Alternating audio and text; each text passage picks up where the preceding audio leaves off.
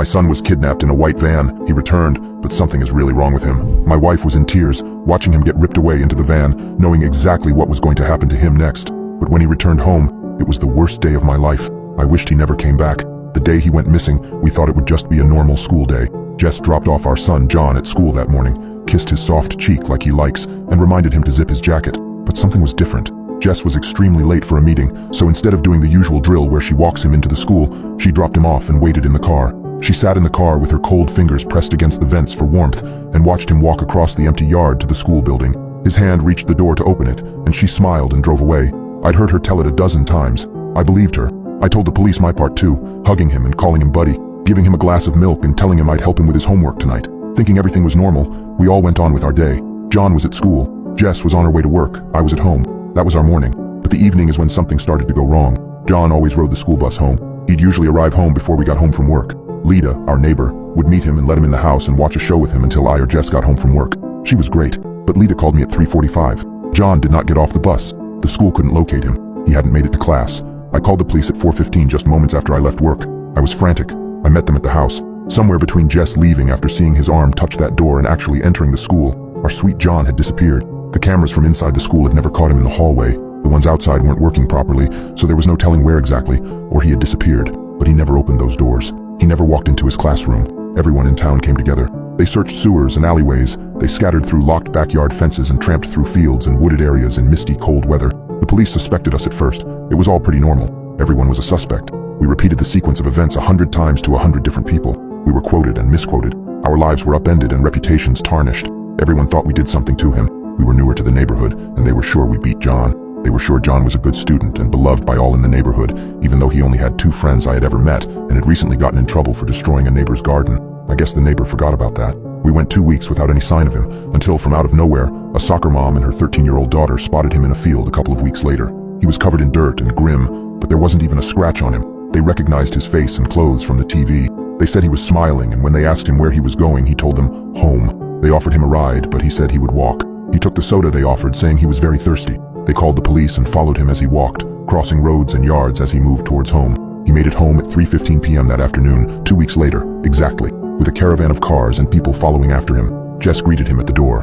"Mommy," he said before wrapping his arms around her. We both cried in that moment, but I wasn't crying for the reason you might think. The TV called it a miracle. The police chief, who was convinced that I had buried my own son outside town, even half-heartedly apologized after John told him about the bad man in the truck who had swept in and taken him at the school door. John wasn't short on details. They had arrested someone fitting the description within an hour. Some unfortunately named man, Gil Farabee, who looked a bit too creepy for his own good. He would confess before we got home with John later that night. After statements were taken and the hospital had looked at John and deemed him fine, we took him home. It was nearly 2 a.m. when we pulled into the driveway coming home from the hospital. Jess and I sat there for a bit, waiting for him to speak. "I'm hungry," he said. Jess spoke first. "We are really glad you are back." "I'm hungry," John said again. "Okay, we will feed you," I said, moving to open the car door. "Mommy and Daddy," he said. I stopped moving. I think Jess stopped breathing. "Are you happy I came back?" Normal parents in this situation would be ecstatic that their lost son returned home, but I was devastated. I wanted him out of my life. You see, John isn't a normal kid. I never had a son with my wife. We had just gotten married when we found him alone. We lived in Harrington Beach then. We were in our 20s and carefree, and this kid comes up to our car as we are getting home at night. He says he is scared and hungry. We ask him about his parents and take him inside to warm him up. But once you take him in, once you let him in your home, you can't kick him out. He won't leave. We found that out. He doesn't have parents. He is perpetually 9 years old, never ages. I'm 45 and met him when I was 23. He won't let you leave either. He finds you and you take care of him until you die. Or he dies, but he never dies. We've tried to murder him so many times, but he just won't leave our life. My wife and I wouldn't mind having a kid around. We'd consider ourselves good parents. But the things John did were just disgusting. He doesn't eat normal food. So to get rid of him, we contacted an old friend, Gil. Gil had actually kidnapped John, with full intention of doing all the terrible things people like him do to kids. But he didn't know John. We didn't tell Gil the person John actually was. We had hoped that once Gil took him in, maybe John wouldn't return. He'd stay with Gil instead. But I guess John didn't care for him that much and decided he wanted us back. We had just thought it was some sort of luck, you know? Maybe he would take John far away and he'd stumble into someone else's life. You'll have to excuse that mentality, but we are tired, exhausted, and we are tired of feeding him. You see, Gil did murder a few kids before, states away, but he got blamed for the recent disappearances in that county, and it wasn't him. I am not defending him. He hurts kids. But the disappearances in this county, that was me and Jess. Well, John, but he is just 9 and can't feed himself. We don't actually hurt them. We just bring them to his room. You put them to sleep and you bring them to his room. He only wants children. We've tried to feed him undesirables or old people who look close to death. He will only eat children.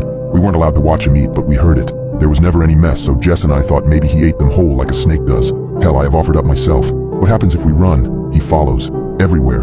You can't get away from him. You'll be taking a shower in a shitty motel bathroom 9 states away, and he is there suddenly saying, "I'm hungry," over and over again until your ears bleed. Kill him? He doesn't die. We tried. He heals himself and gets right back up. Lock him in. He gets out. Say no? Well, you never say no to John. I lived a full year of his torment once when I told him no. Every single one of your worst nightmare, he knows. "I'm hungry," he said when we walked inside from the hospital. "Not today," Jess said. "It will draw too much attention. Tomorrow, I promise." John smiled and ran off to his room to play and sleep. "Good night, Mommy and Daddy," he yelled from upstairs. I really missed my room. Jess and I looked at each other and sat on the couch. Flipping on the TV, we saw a panel of experts break the news about John being found alive, and pictures of our happy family filled the screen. Everyone was so happy he was back. It was a miracle. "I'm pregnant," Jess said. My stomach churned. We never got to keep them. Jess had just formed John's lunch.